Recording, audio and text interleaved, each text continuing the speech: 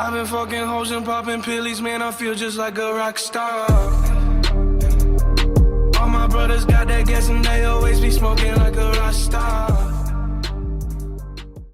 Yo les gars, vous allez bien ou quoi? On se retrouve pour une toute nouvelle vidéo aujourd'hui exclusivement dédiée au personnage de John Manson. On va retracer ensemble l'histoire de John, toutes les choses qu'il y a à savoir sur sa vie et pas mal de petites anecdotes assez croustillantes et très sympathiques par rapport à certains points de sa vie, un petit peu noirs entre guillemets de sa vie, et une qui m'a vraiment moi un petit peu interpellé parce qu'après tant de jours, d'heures passées sur ce jeu, et même après 8 ans, puisque le jeu est paru en 2010, vous le savez tous, je n'avais nullement connaissance de cette information qui est très intéressante et on va s'intéresser à pas mal de choses qu'il y a à savoir, puisqu'il y a plein de choses à savoir sur la vie de John. Notamment, on va également s'intéresser un peu plus tard en vidéo de la difficulté qu'a dû rencontrer Rockstar Games, notamment, à intégrer dans ce scénario du 2 exclusivement tourné vers ce même personnage, entre guillemets, qui est Arthur Morgan. Comment Rockstar a transposé un scénario présent dans le passé de John, alors que nous dans le 1 on joue entre guillemets son futur si je puis dire, et qu'à aucun moment on a connaissance de l'existence même d'un Arthur Morgan. Comment Rockstar a pu faire ça et de toutes les choses qui vont être présentes dans le 2, puisque ça va être je pense un scénario très très intéressant, mais qui je pense a été quand même entre guillemets compliqué à écrire pour Rockstar Games. On va commencer par la vie de John Manson, puisqu'elle est vraiment très très palpitante, et elle est aussi, si je puis dire, un peu noire. Le mec a eu une vie quand même, on va pas se mentir, et une enfance très très compliquée. Vous allez comprendre pourquoi. Tout d'abord, on commence par le fait que son père était un Écossais qui est né en Amérique, mais de base, c'est bel et bien un Écossais. S'il est Écossais son père, ce n'est pas pour rien. Pourquoi? Puisqu'il faut savoir que, vous savez, j'ai dit de nombreuses fois en vidéo, Sam Houser qui a créé Rockstar et également son frère Dan Houser sont des Anglais et il me semble plus particulièrement, si je dis pas de bêtises, des Écossais. D'ailleurs Rockstar North est un studio qui est situé il me semble en Écosse, si je dis pas de bêtises.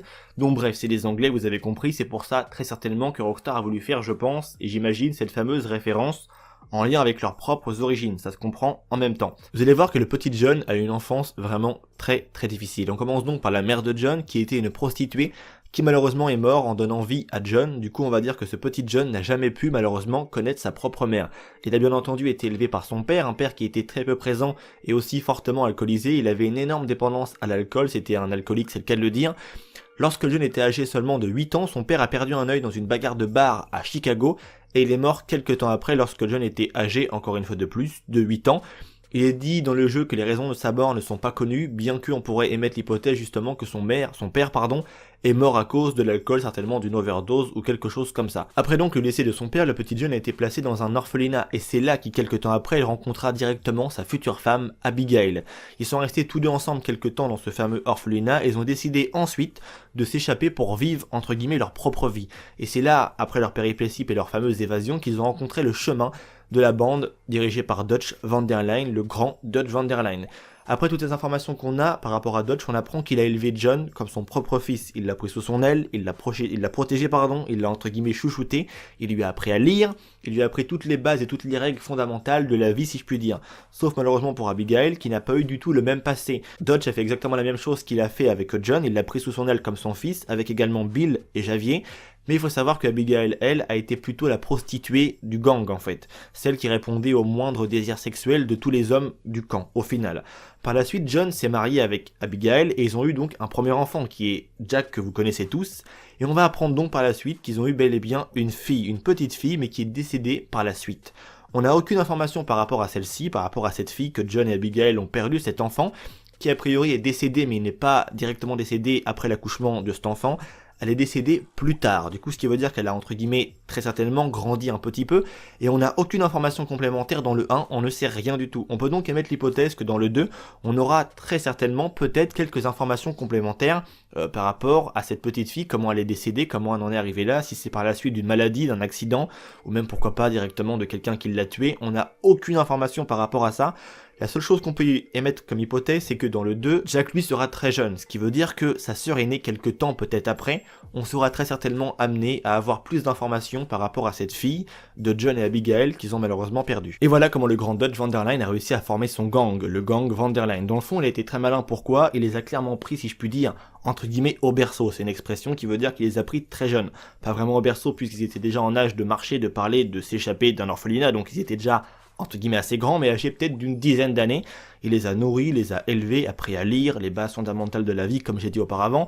Tous les hommes qui étaient capables d'aller au combat, de faire des braquages, c'est qu'elle le dire, de faire n'importe quelle chose telle qu'elle soit dehors la loi au final, eux étaient entre guillemets chéris, ont été bien élevés, alors que Abigail, elle, certes a été élevée aussi par Dutch, mais elle n'a pas eu du tout le même sort. C'est devenu la prostituée clairement du camp, mais qui par la suite c'est John qui l'a épousée. Ça, on apprendra plus d'informations par rapport à ça lorsque le jeu sera paru. Et c'est là qu'on passe maintenant à mon avis ma simple théorie sur comment Rockstar a pu baser justement ce fameux scénario et faire qu'il ait justement toujours de la crédibilité dans le temps, même qu'on jouera au 2 et que l'on jouera au 1, on trouvera le scénario du 2 très bien crédible par rapport à ce qu'on connaît déjà dans le 1.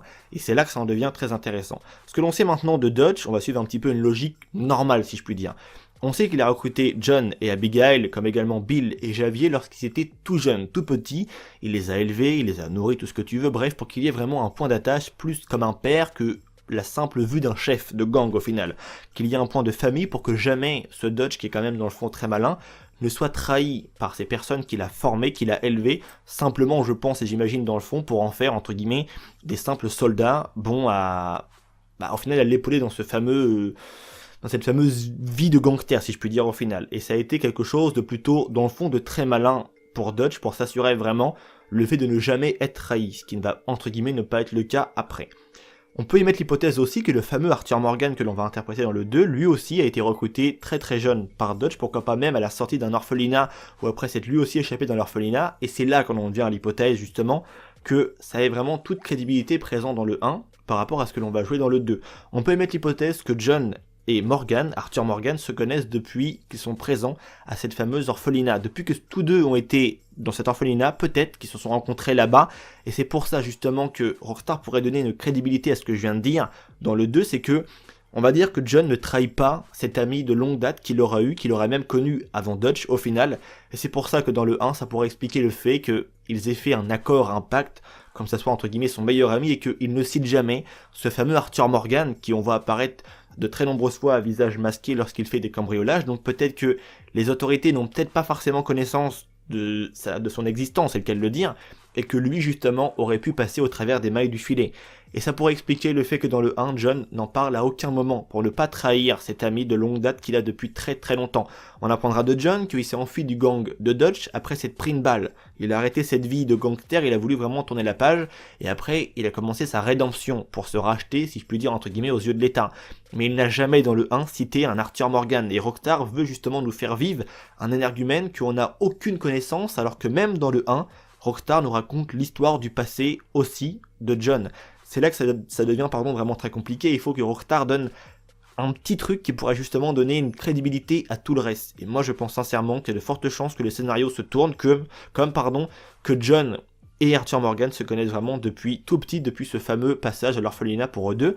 Voilà, je pense que vous avez compris où je veux en venir par rapport au scénario de Red Dead Redemption 2, ou selon moi, comment Rockstar pourrait justement tourner ce fameux scénario. J'espère que cette vidéo vous aura plu, j'espère que pour beaucoup de personnes vous aurez découvert des choses sur John, j'espère également que pour d'autres, pourquoi pas, ça vous aura rappelé les souvenirs. Le jeu arrive à très grands pas maintenant, il me tarde vraiment de découvrir ce scénario. J'ai vraiment hâte d'y être et j'ai envie de voir ce que Rockstar nous réserve pour ce jeu. Je pense que ça va être absolument magnifique, hein. Ça va être du très grand Rockstar comme d'habitude. Je vous dis à très bientôt pour une toute nouvelle vidéo, c'était Vince, merci à vous tous de l'avoir regardé, n'hésitez pas à mettre un petit like, pourquoi pas. Bien évidemment, si la vidéo vous a plu, je vous dis à très bientôt, prenez soin de vous les potes parce que c'est vraiment ça, comme vous le savez, uniquement le plus important. Allez, peace les gens.